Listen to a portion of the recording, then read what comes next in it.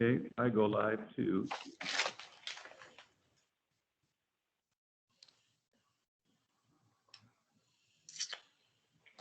Good afternoon. My name is Tom Lasser. I'm the acting chair of the Los Angeles County Military and Veterans Department Veterans Advisory Commission.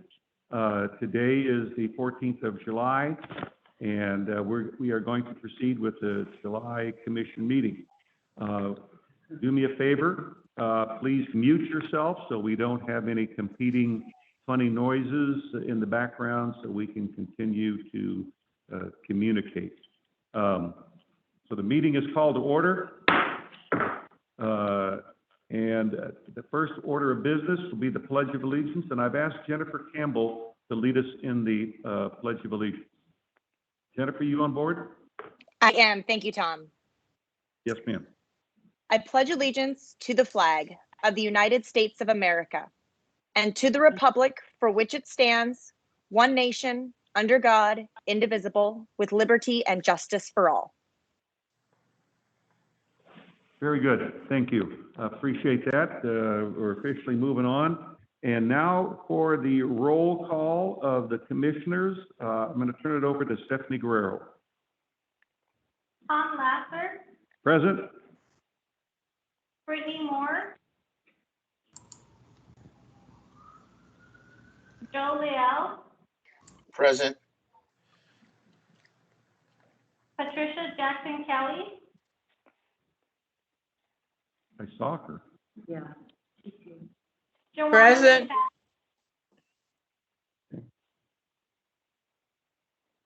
Joanna McFadden. Anthony Allman. Present. Jennifer Campbell.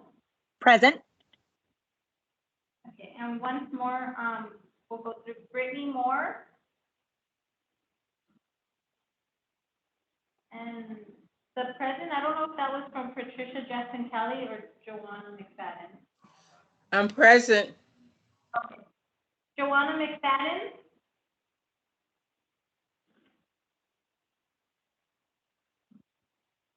Chair, you do not have a quorum. Okay, I understand that today's meeting, we do not have a quorum, so official minutes will not be taken. However, we will accumulate notes for historical purposes. Thank you very much. In the invitation, you saw the minutes. We had a quorum for the June meeting. So if you will, you can review the minute, take a couple of minutes to review the minutes and see if there's any additions, deletions, or questions.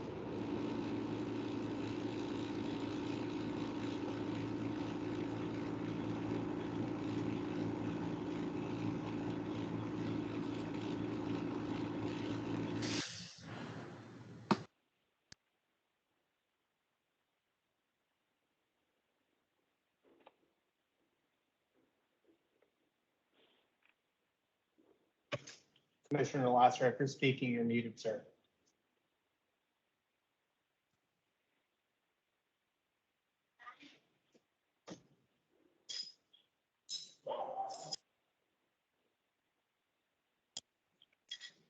Commissioner Lasser, you're still muted, sir.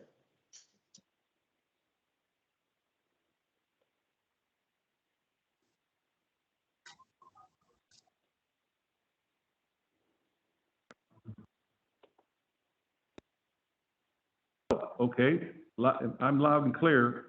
Thank you very much. Anyway, before we move on some notes here, we were planning a retreat for August, but because we're having an issue with access to the building, and part of the intent of a retreat is not only to share notes, but it's get to know each other as commissioners. And this is commission business. We're going to postpone that to a later date. I've already talked to General Wong about that and the access to the building. So we're going to postpone the retreat for later on this year when we can get the commissioners into Patriotic Hall, into this room, and have a in-person meeting to include a lunch to go over a variety of subjects, as it turns out. Also, we have two pending commissioners, John Gutierrez, pending from the 5th District, Marcel Rodarty, pending from the 4th District, who used to be a commissioner, had to leave for business purposes, and he'll be back with us within a couple months. And we still have a vacant in the 5th District, and that's up in the Pasadena, Palmdale, Lancaster area, if anybody knows anybody up there that would be interested in joining us. Brittany Moore is not with us, so there's no report from the nominating committee. The position of chairperson is still open. And one of the things the commission is going to do is to review and approve the master plan, actually we're the strategic plan, and I'm showing a copy of it right here. There's about 8 or 9 pages. I'm going to request that all the commissioners get familiar with this document. This is our blueprint for the next year, our priorities, how we operate, some of the subtleties of the commission, and we were going to finish this at the retreat. We might have to postpone this project until we meet in person. But I want everybody to, all the commissioners, to take a look at the strategic plan, because this is our blueprint for next year and how we dovetail in with the military department, the county, and the things we do as individual commissioners regarding our position, additional duties, and other tasks and duties. So there you have it. You're going to hear from me more about this as we move along. Okay, that's it for my portion of it. Next on the agenda, we have 2 public comments. The time limit is 3 minutes per person. And in this, you're limited to 3 minutes. No questions are asked of the individual that speaks. It's just a public comment. And we're going to start first with Chaplain Dove Cohen. Chaplain, I see you there. I'm here. You're on. Thank you very much. Good afternoon, everyone. I'll be very brief. I just am proud of our team. I'm proud of the people in the county that have been working closely with us. And the Kevin Dobson Memorial Food to Life free meal program last Wednesday surpassed 400,000 meals delivered. We also have been working closely with Janice Bowman aboard the USS Battleship Iowa. They have 4 galleys. They've offered 1 to us. And by the next meeting, we will know if we accept that offer and have begun preparing meals aboard the USS Battleship Iowa. That is my report, and thank you. Thank you, Chaplain. You just set the record for public comment, the shortest public comments we've ever had on the commission since I've been here. So I hope it was among the most meaningful. No, it was important. It was meaningful, and thank you very much. You're welcome. Next on the public comment is Letitia Suttle. Ms. Suttle, you're next. Hi, my name is Latia Suttle. I just wanted to inquire, I know we could only make public comment, but I wanted to inquire again about the status of veterans being properly identified in family court, children's court, and when cases are open with DCSF. I had gotten a message in May that the MVA legal counsel was still studying the issue. So I first brought this to the commission's attention a few years ago. So I just want to know the status and when can veterans start getting some assistance in these courts, in these specific courts, and know the status, and if we can get a timeline on when these issues will be, start being properly addressed to support veterans. And that's all I have. Okay, Thank you, duly noted, and it's still a work in progress. Appreciate your patience, and hopefully we'll have something back in the near future. Thank you. Did I just see Joanna McFadden thank still you. online? Okay, so we do have a quorum now. So because we can, and we're a voting organization, I am going to repeat the request to go through the minutes, commissioners go through the minutes and of the June meeting and see if there's any additions, deletions, questions, comments.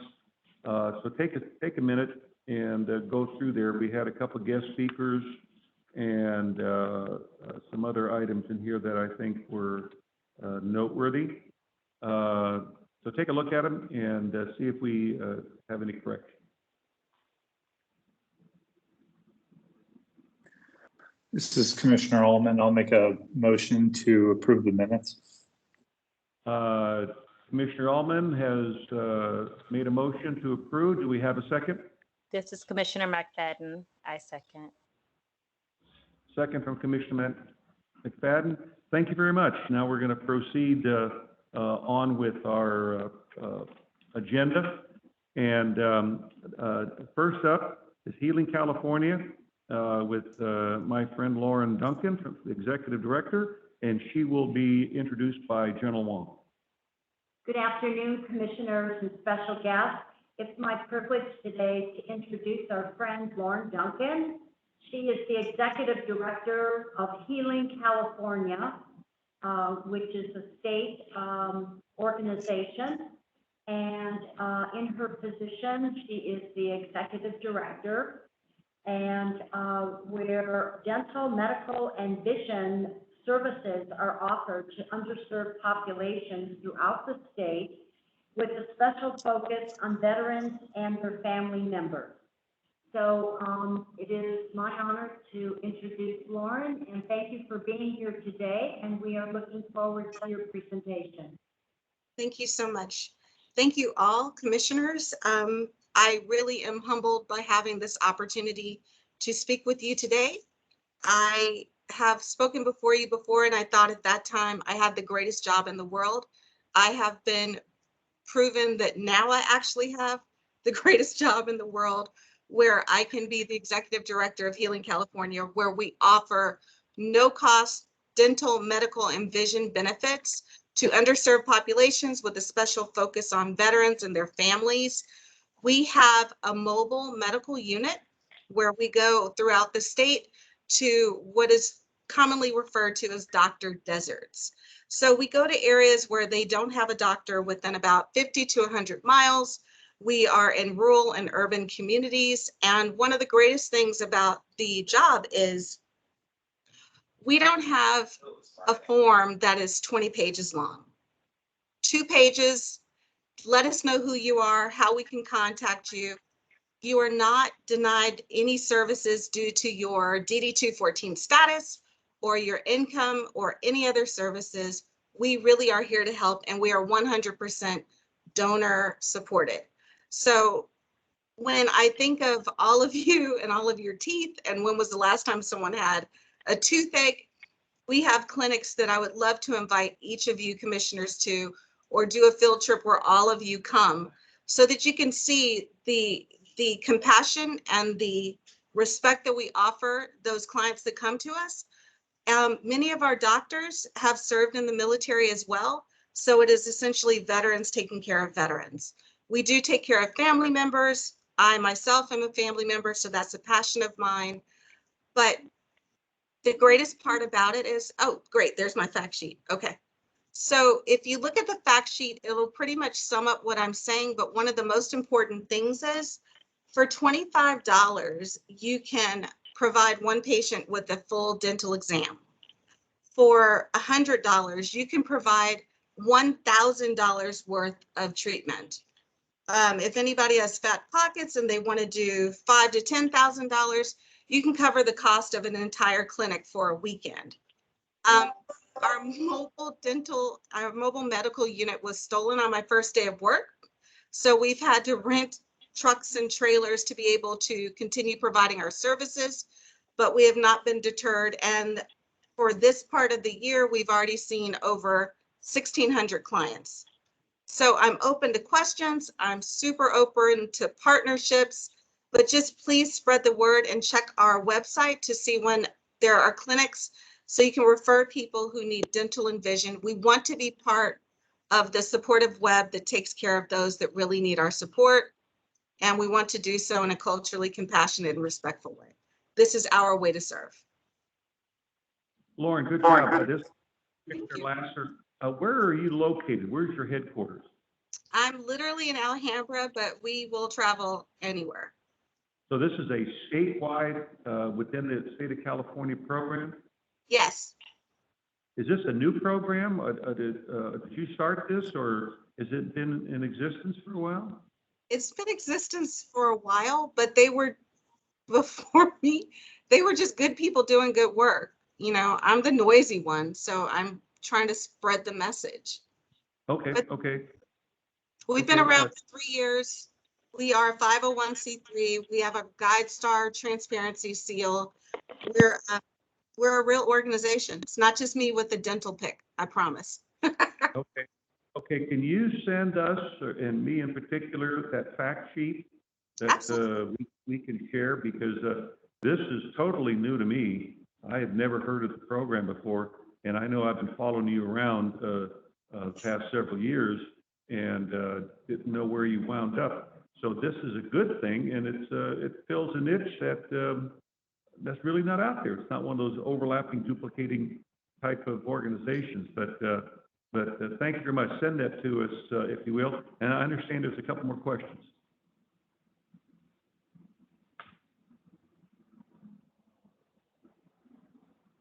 Any other questions for Lauren Duncan regarding her Healing California? I think I might have cut somebody off when I started speaking. There's a hand raised on the screen. Okay, well, I'll tell you, send us that fact sheet so we can share it, and hopefully it's got all your contact information, so we can network this out to potential customers and educate LA County. Thank you very much. I truly appreciate it. Brigadier General Huang, commissioners, thank you for having me. Also, Patriotic Hall would be an amazing place for us to do a clinic in the parking lot. If we're not able to use a parking lot, we will go anywhere, tape down lanes, set it up as a MASH hospital and get it done also. So Chaplain Dove, let's partner. Anyone else who's willing or interested in partnering, I'm pretty easy to work with, or so I've been told. So thank you guys very much. I'm humbled by the opportunity. Thank you. Excellent. Thank you very much. And don't be a stranger. You're always welcome to participate in the advisory commission here with us. Sounds good. Thank you. I think Thank there you was very a much. question. This is Commissioner Peck. I think Irma Cooper had a question in the chat. Her hand was raised. Questions are kind of limited to questions from the commission. I probably didn't make that clear because we can't open it up to the general No public. problem. 2 minutes. Might be here all day. But in the chat box, maybe you can send us your question and we'll go from there. Yes, ma'am. Perfect. Just really quickly, one more thing to say. I'm sorry, I'm a glasses wearer. We will make the glasses at the clinic. These are glasses we made. So we You will, make them, yes, make we them in will. your van? We make them in a van. We make them. We will clean your teeth. We will we will do extractions. We will fill your cavities. We'll do your vision check. We'll make your glasses. All of this done by, again, medical professionals who are licensed. Wow. Everything but ingrown toenails. Okay, I like that. I think this is extraordinary, and thank you for letting us know about it. And we'll share it, and we'll like to hear from you later on, and we'll talk a little bit more about the possibility of doing something here at Patriotic Hall. Thank you very much. There's no other commissioners that have questions. We're going to move on now to the Los Angeles County Development Authority, LACTA, Sander Schmidt, and he'll be introduced by Commissioner Anthony Allman.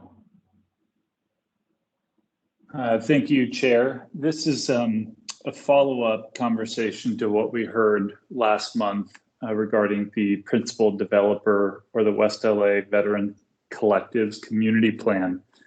So what we heard last month is the principal developer's vision of what the VA West Los Angeles campus will evolve into over the next few years. At the end of the conversation, we sort of discussed that, you know, this project is really not just a VA project, it's an all of government project where the federal government's involved, the state's involved, the county's involved, the city's involved. Everyone is doing their part to address veterans' homelessness. So in sort of drilling down into what the county is doing, I thought a presentation from LACTA would be helpful in terms of understanding how the residents, the future residents of VA West LA will occupy those units that will be built. There's 54 units now. There's a couple hundred in development currently, and they should be online within, I believe, the next year. And so LACTA, the LA County Development Authority, is the agency responsible for allocating vouchers, which makes this whole project possible. Without vouchers, VA West LA could not be the home it should be for homeless veterans. So with that, I'll let Sander take it from here. Yes, good afternoon, everyone. Thank you so much for having me. Stephanie, if you could please share the talking points that I sent to you, if you could. I'm a visual person, so I like to have something to look at as I'm talking. If not, I can share my own screen.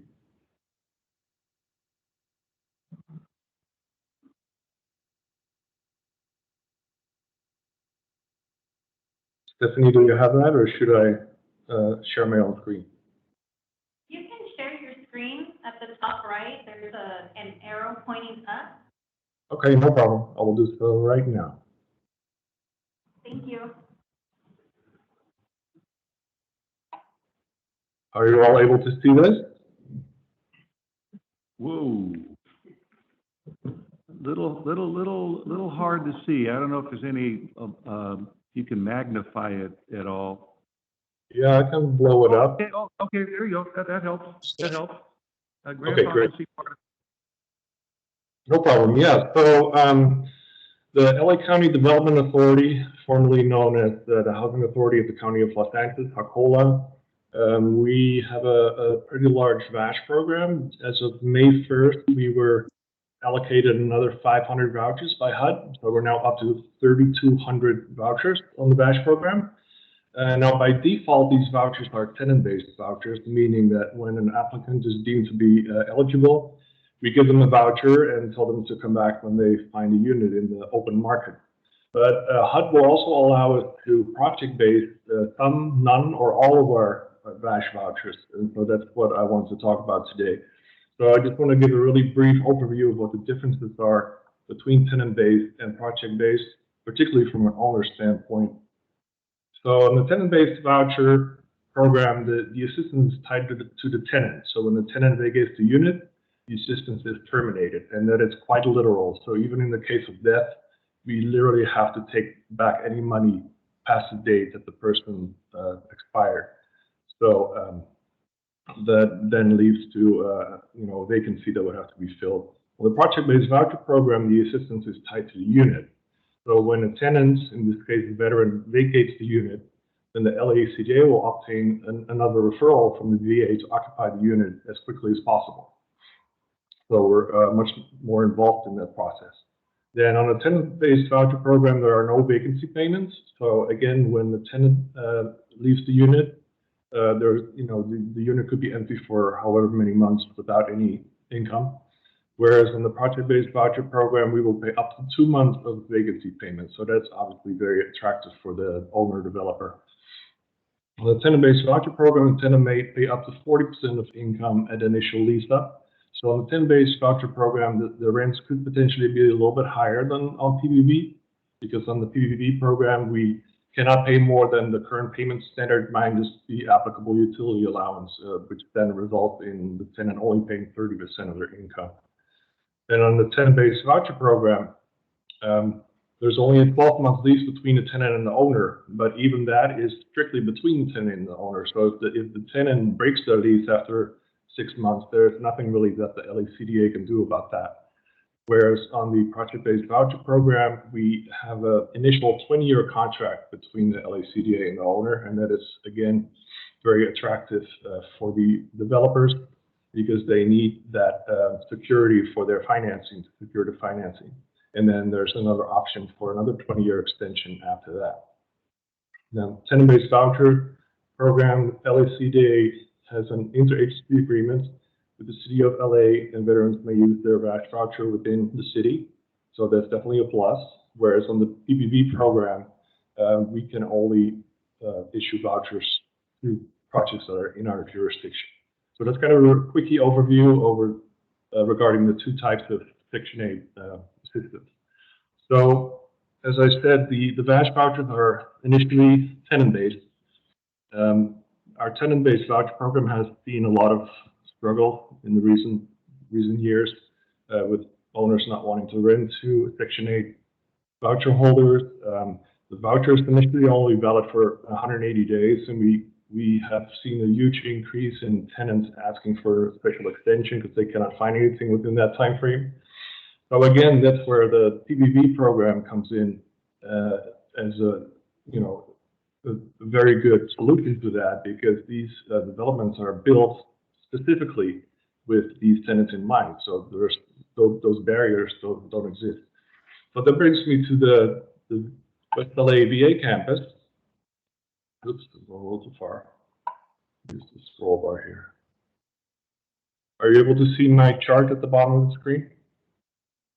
Okay, great. So we are super excited about all these developments by the West LA Veterans Collective because the LACDA does see the benefit of project basing our VASH vouchers. And so we, as far as I can tell, we will project base as many as we can. And so with the current developments that we've already have under commitment, we already have 526 VASH vouchers committed to this VA campus development. You'll see that there's also a couple of regular PBV vouchers. That is because one of the funding sources that the developers need to develop these projects requires a certain number of units to be available for veterans who do not qualify for VASH. So that's why you also see a little bit of a mix there. But we are very excited that we are going to we have committed 526 VASH vouchers to this project so far, and the developers obviously are also very also benefit from our partnership in this, as I mentioned, because they need that commitment for their financing. So it's a mutually beneficial program. Then I also wanted to show you what we have other than the VA campus. These are our other commitments, as well as projects that are already operational with VASH vouchers. I sorted them by supervisor district, because I know that's important to you. As you can see, most of them are in the first district. Then we recently, or relatively recently, had two projects come online in the Antelope Valley area in District 5. That one was a little bit interesting because they came online almost at the same time, and they were literally competing for referrals. So it was kind of a uphill battle to get those two buildings fully leased. So yeah, District 5 has been a little bit of a struggle in that regard. So that's all I had prepared for today. So if time permits, I will take some questions. This is Commissioner Lasser, very educational, and I want to thank Commissioner Allman for providing the last couple of months some education on what's actually happening and in the veterans housing arena, because it's cleared up some confusion on who's involved and where the resources are coming from. But this is really good, and I really like this, how it's broken down by supervisorial district. Could you forward this to the commission so for our records? I'd like to have my own copy of that, if you don't mind. Yes, absolutely. I will email it to you right after this meeting. Okay, and anybody else have any questions? This was very informative. Anybody have any questions from Mr. Schmidt? Chair, this is Commissioner Hallman. I wanted to follow up on a couple items that were discussed, if you don't mind. Go ahead. Sander, I was reading in the LA Times a few weeks ago regarding the amount of vouchers that go unutilized. And the report didn't really specify whether or not those were, city data or LACTA data. Do you have an idea, and this might not be your domain, how many tenant-based vouchers are unutilized under LACTA? Yeah, unfortunately, I don't have that number. As you alluded to, I work in administration, not on the operational side. But I do know anecdotally from talking to my coworkers that we do have a very slow lease up for the VASH program, that the referrals are not coming in as quickly as are needed, and there's also a high attrition rate on the program compared to other rental programs. So we have a lot of veterans that disappear from the program for a variety of reasons. So there's a constant turnover of vouchers as well. But the reason why I mention it is because I don't think that this is, sort of obvious why project-based vouchers are so important. Because the report mentioned, and I'll go back and I'll share with the other commissioners, that roughly 45% of people who hold a tenant-based voucher cannot find a landlord that will accept the voucher. So even if you're lucky enough to get a Section 8 voucher, half of those people, a little over half of those people, are able to find a landlord to accept the voucher, which is why project-based vouchers are so significant, because it makes sure that the units will be built and people will be able to use those vouchers to obtain housing.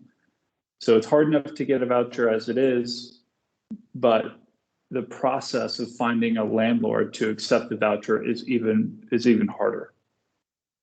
And so VA West Los Angeles, the mechanism that allows the whole thing to work is the project-based voucher system.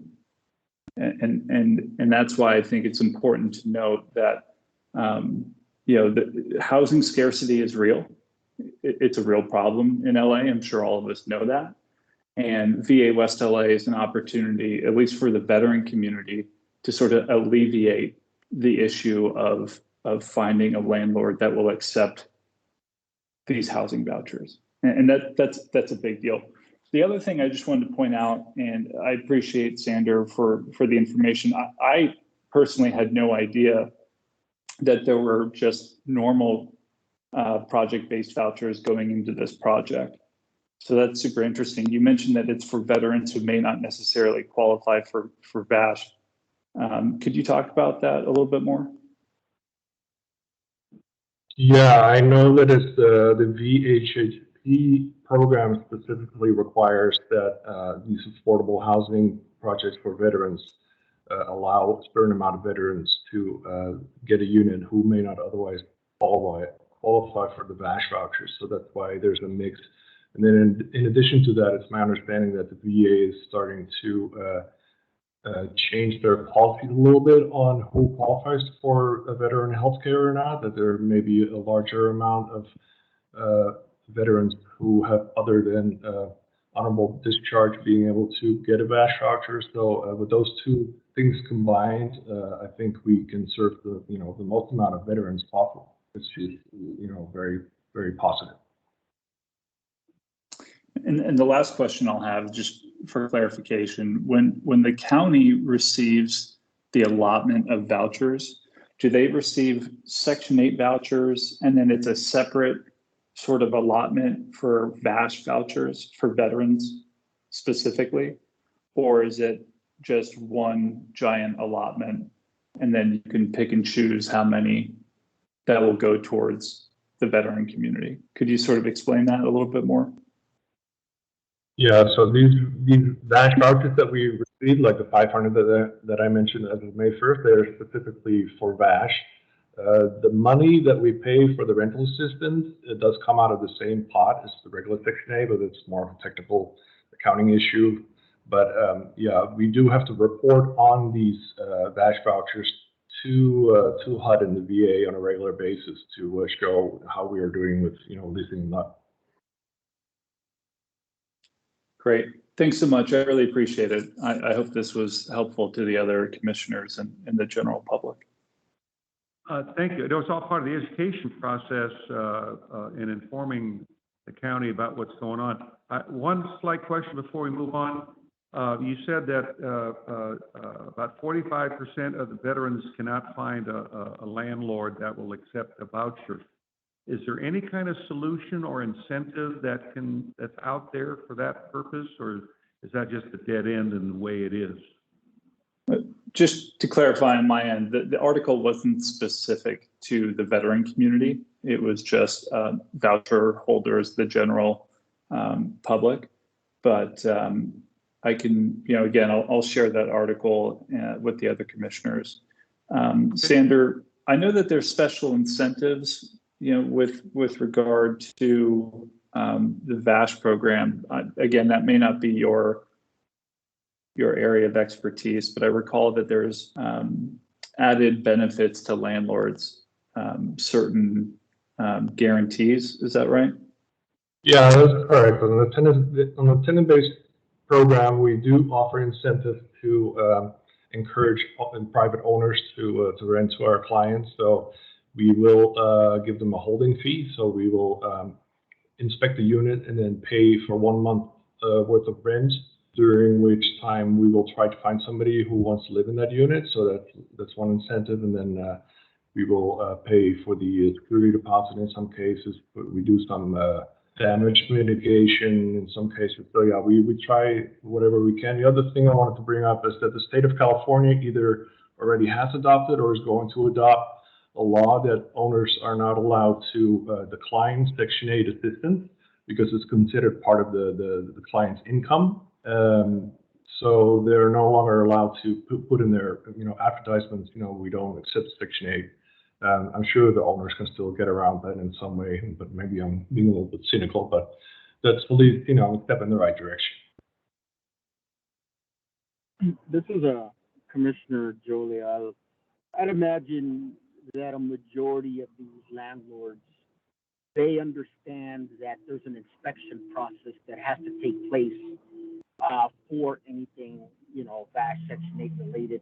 How do you encourage those that do not have the units that they want to rent out to the expectations and the compliance for the assistance to that, to allow those to come in and utilize that space?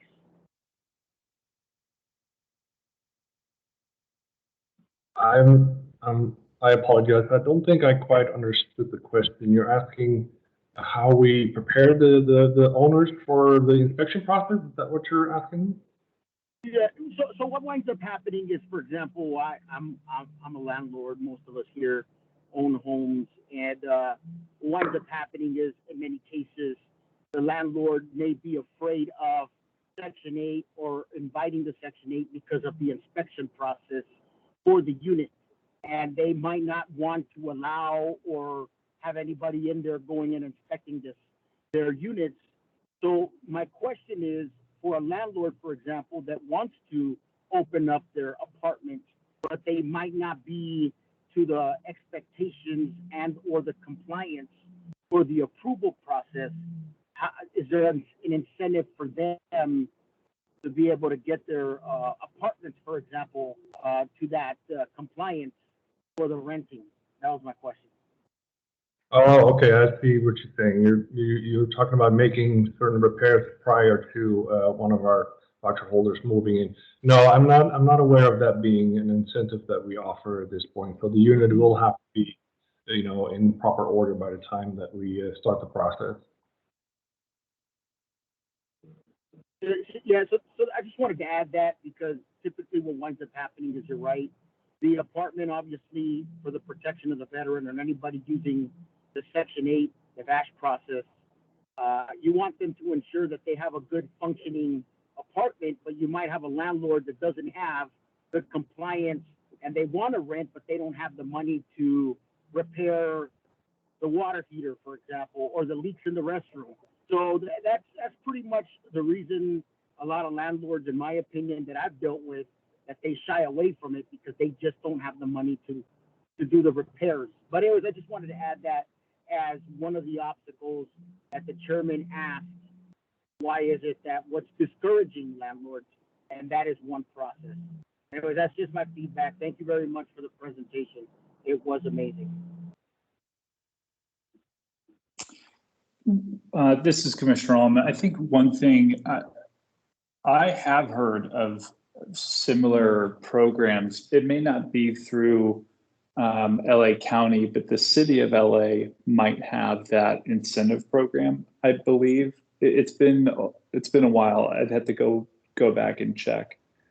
So I just wanted to throw it out there. Maybe that's something that other public housing authorities are doing, because again, LACTA is one of many public housing authorities in the area.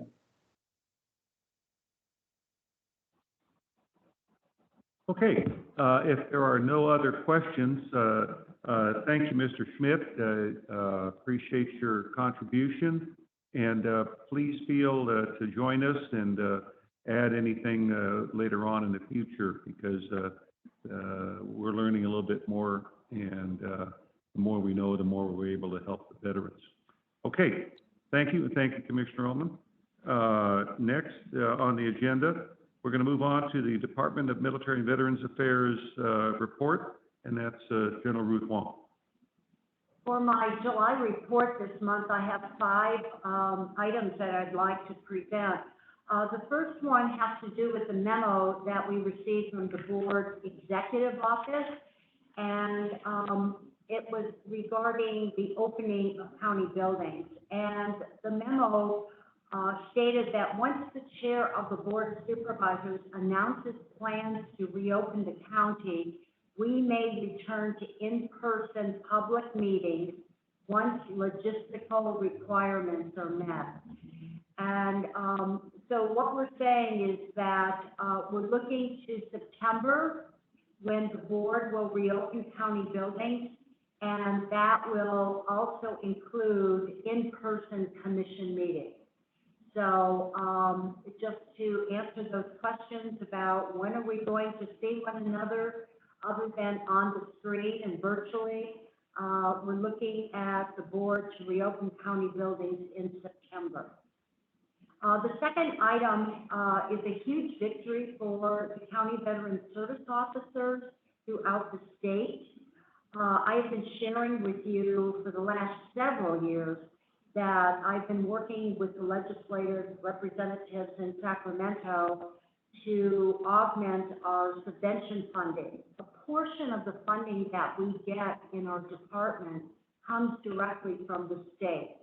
Currently, we get between $500,000 and $600,000 annually. We have just been told that the governor has signed the augmentation to the subvention funding, which will about double our funding from the state. And so that's a huge victory for us. I don't know exactly what the exact amount will be and when we will receive it, but it's a huge victory for all of us that have been working on this for several years now. The third item has to do with information technology. For most of you, I've talked to about our department website, and particularly about the commission and some of the things that we would like to update on our site relating to the commission. We applied for a technology grant, and we were awarded $100,000 to upgrade our website. It's called the MVA Website Redesign Project, and we will be going before the Board of Supervisors sometime late August, early September, for them to approve the money. And I don't think we'll have any issue with that. So that is another victory for us in the department. The fourth item has to do with Veterans Day. We're looking to celebrate Veterans Day this year by creating a documentary called The New Faces of Freedom, which will tell the stories of veterans that have served our country and our state since 9/11. It will be the 20th anniversary this year of 9/11, and so it's a special tribute to the first responders and the veterans that have been able to provide service to our country. And in addition to showing the documentary, we will be having a panel discussion, and this will take place around Veterans Day. More to come on that. And then the final item has to do with our Women's Veterans Program. We are in partnership with a nonprofit organization called the Wolf Connection, which is located in Palmdale. The Wolf Connection has secured a grant and asked us to partner with them. And it is going to be an 8-week program to help women veterans with trauma-related conditions. So any of the women veterans that are with us today at this meeting, if you are interested, you may go to our website or send me personally an email. And our first series or seminar will be held in August. And it's an 8-week program. And we're very excited about this. And it will give you an opportunity to meet with other women veterans and to be part of the process that has been so successful at the Wolf Connection. So that concludes my report. Thank you very much. I don't know if there are any questions, but I would be happy to entertain any questions at this time. Okay. If there are no questions of General Wong, we're going to move along to item number 9 for next month's agenda. And again, we will have an in-person meeting because we're going to postpone the retreat until the commissioners, because we have so many new ones, can meet in person to get to know each other. So the August 11th retreat is postponed. We'll have a regular meeting at that time. And if there's, we're looking for agenda items, I'd like to add one, and that will be a continuing review of the strategic plan. We can kind of come to closure on that when we have an opportunity. The second one will be further update on in-person meetings to include the retreat, but when we have in-person meetings and a discussion of how we're going to do that, I'm sure General Wong will get more guidance from the county, and she'll share that with us so we can get everybody back together. Are there any other items? Anybody, any commissioners have any items for the agenda, next month's agenda? Any guest speakers you can think of that can follow on to the housing issue at West LA or in the county, or any other, but anything else that of importance that we can discuss? Chairman, this is Joe Leal. Not at this time, sir, but if I have anything, I'll be sure to share it with you and the rest of the team. Okay. Yeah, send that in, and we'll evaluate and consider it, and get it on there, especially if you have any guest speakers, because we have to do a little coordination to confirm them and get them on. We had 2 excellent speakers today, and we seem to be having some good speakers that have come on board. Okay, if you think of anything. I have something. This is Commissioner McFadden, and maybe not relevant for right now, but there's more news to come, I'm sure, next month. But the mayor is expected to make an announcement about a technology training academy in partnership with the mayor's Veterans Affairs Office and Microsoft to train veterans and in tech skills that lead to employment opportunities. as system engineers in cloud computing. And so that announcement is going to be made at the end of this month. And there will be a number of tech companies, including, like I said, Microsoft, that will be partnering with that agency that really helps support mentorship and employment opportunities for veterans. So looking forward to bringing more information to you all about that. Good. Now, when you say, did you say mayor? Is that the mayor of Los Angeles? Mayor of Los Angeles, correct. Okay, good. Yeah, that would be valuable information for the commission and our veterans. Yeah, just send that stuff to Stephanie and we'll consolidate it and crunch it through. Any other suggestions for the 11 August meeting? This is Commissioner Allman. One thing I wanted to throw out there, and I know we have a lot of new commissioners. I personally would be interested in understanding the budget for the county department, as far as, you know, what the county allots towards the Department of Military Veterans Affairs, what programs are being funded. I think conceptually it would be helpful for us to understand where the resources are going.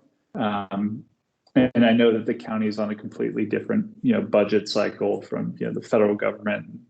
And so that would be helpful if possible.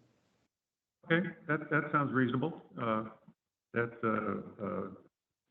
out there in the public domain, but we'll put that on for the August agenda. Good suggestion. Thank you. Okay, now we're going to go through the commissioners only for the good of the order. And that's when you have an opportunity to add something that you would like briefly about what you've done or what you're planning on doing. And I want to start off with Lieutenant Colonel retired Patricia Jackson Kelly. Do you have anything you'd like to add to the good of the order?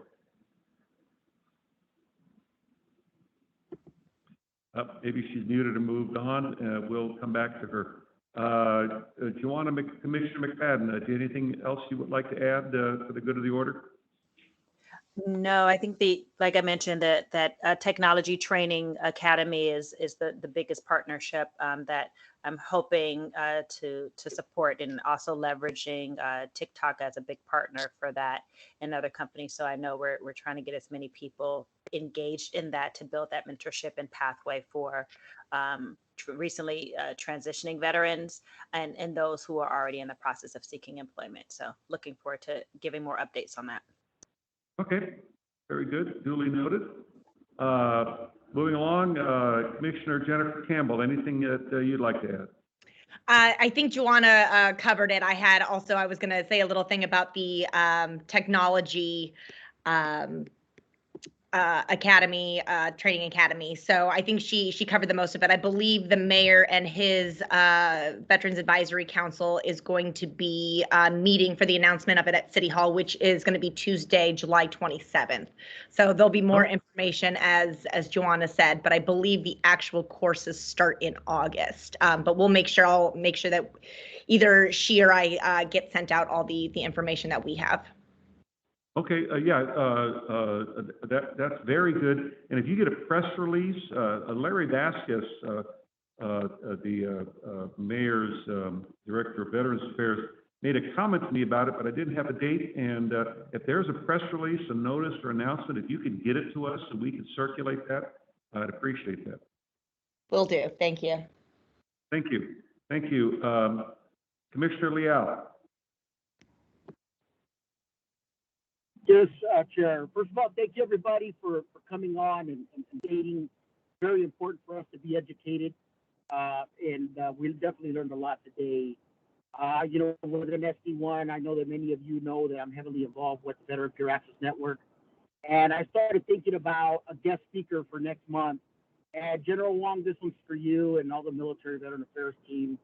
I wish I had the words or how to properly convey the lives that your service claims officers are changing every day. I recently wrote this story in regards to, I titled it the military chaplain, excuse me.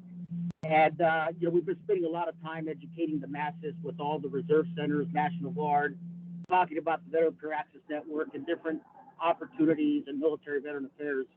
And I can't begin to tell you the professionalism, the responses, the communication, how impressed these service members from all branches are that they get immediate responses.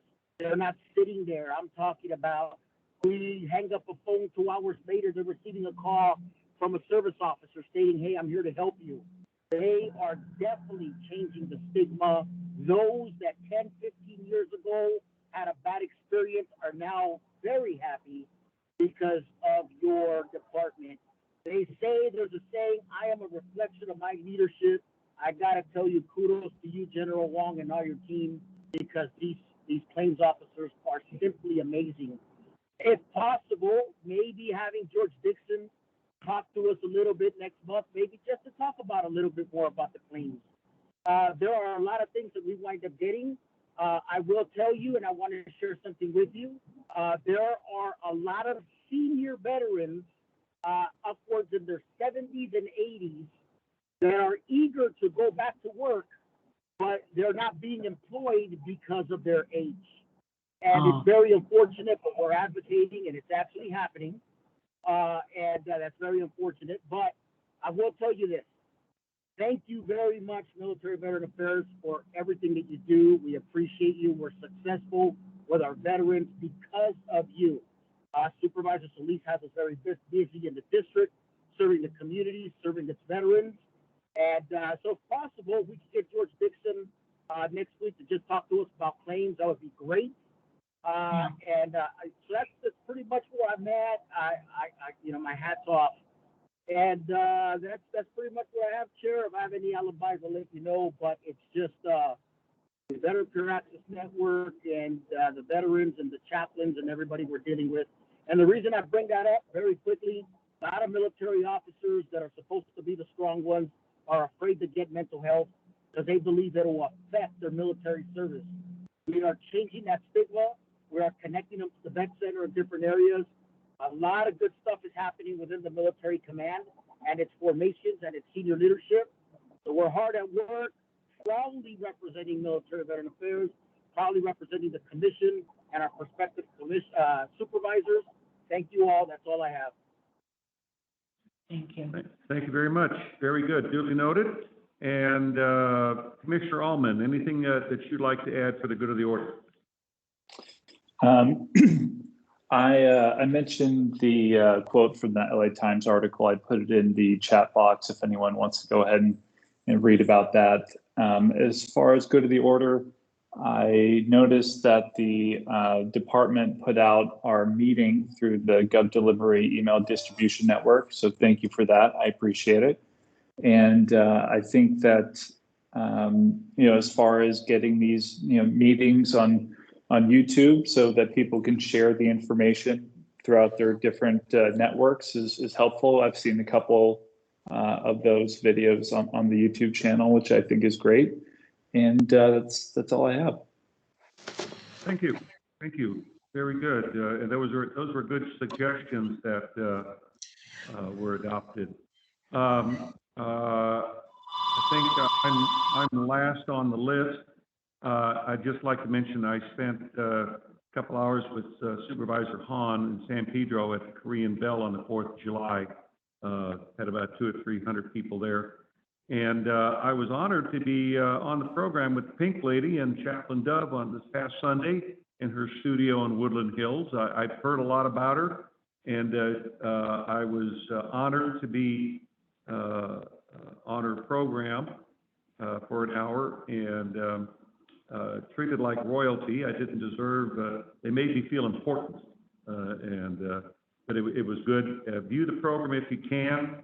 I'll ask Chaplain Dove to send some material up because it's on cable and on some different channels that might be. But she has been doing this for over a lot of years and has a wide variety on her program, and she highlights veterans every now and then. And I was honored to be there. On the 28th of July, I was invited by the Coast Guard to be part of a ceremony at the Coast Guard station for the groundbreaking for the arrival of 2 offshore patrol cutters, 360 feet heritage cutters. They're being made as we speak. The first 2 ever, and they'll be assigned to San Pedro along with the 4 Sentinel cutters they have. And the reason I bring this up is that all the military bases happen to be in the 4th District. That includes LA Long Beach sector and San Pedro, which is a vital part of the Coast Guard network, and a lot of people don't know they're there,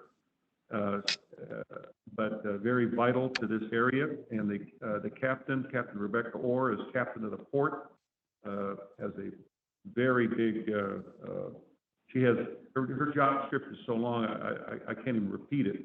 But a very qualified, competent Coast Guard captain. Also, we have Los Angeles Air Force Base, which is now a Space Force installation. And a lot of people don't even know we have an Air Force Base in LA County because it doesn't have runways, missiles, or rockets. But keep that on your radar. And last but not least, oddly enough, San Clemente Island is in LA County, part of the 4th District, way out there, 100 miles south of here, off of San Diego, but it's part of LA County, and it's a range and operational area for the United States Navy. But those are the 3 bases, other than National Guard Reserve facilities in LA County. Just wanted to express that because it's all part of the military and veterans affairs. Okay, that's all for the good of the order. We're close to wrapping up. And one comment I'd like to make, these meetings are tape recorded. Any Hello? Hello? All meetings are tape recorded. Any request for copies of an audio tape must be requested within 10 days after the meeting.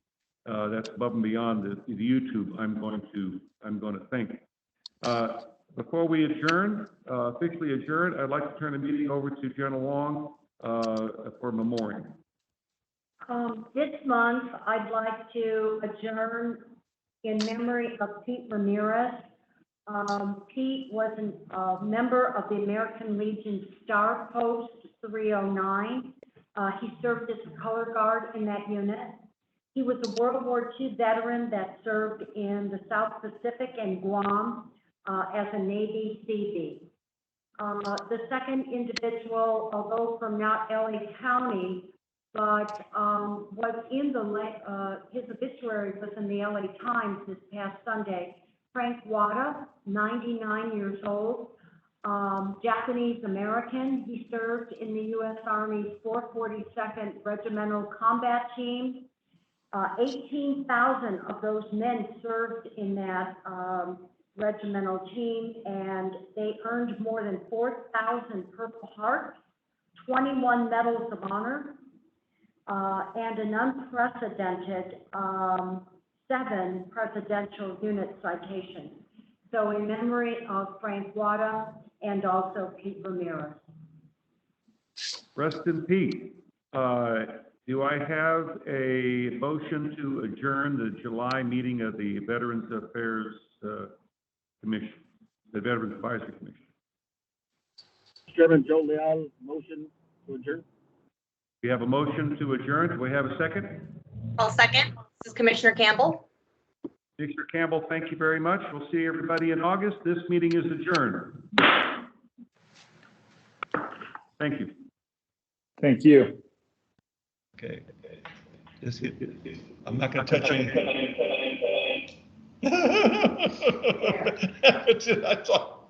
That's the fastest I've ever seen Stephanie move. To make sure we didn't say anything rude.